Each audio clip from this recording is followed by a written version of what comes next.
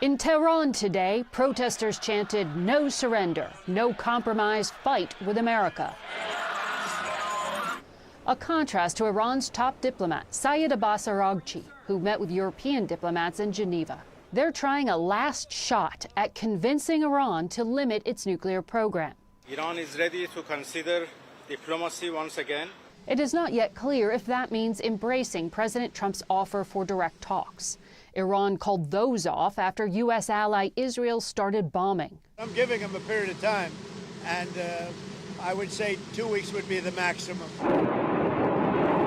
Any deal could only be signed off on by Iran's supreme leader, Ayatollah Khamenei. Last seen on TV Wednesday, diplomatic sources tell CBS News that he's in hiding, dodging Israeli assassination threats, which makes it hard for his own government officials to get in touch. Kareem Sajapur is an Iran expert at the Carnegie Endowment.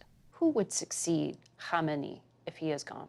I think the next very powerful leader of Iran is very unlikely to be wearing a turban, much more likely to be someone who's wearing military garb or someone who has a background in either the intelligence or security forces.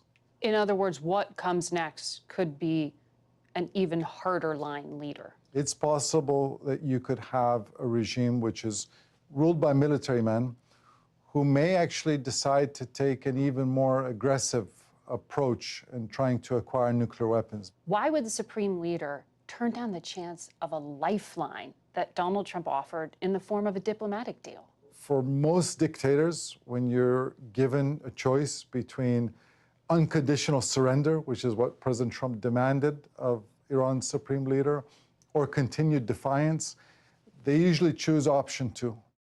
Well, Trump envoy Steve Witkoff has been calling the Iranian foreign minister in an attempt to reopen direct talks. Iran, though, is arguing if the United States is serious, it'll make Israel stop, which today President Trump said is hard to do.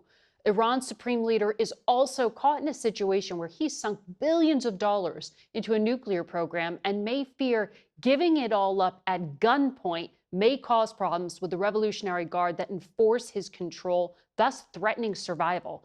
As Kareem put it, the regime may be homicidal, but not suicidal. And keep in mind, diplomacy's tough. It took 2 years to broker the last American deal with Iran, and now Donald Trump wants it in 2 weeks.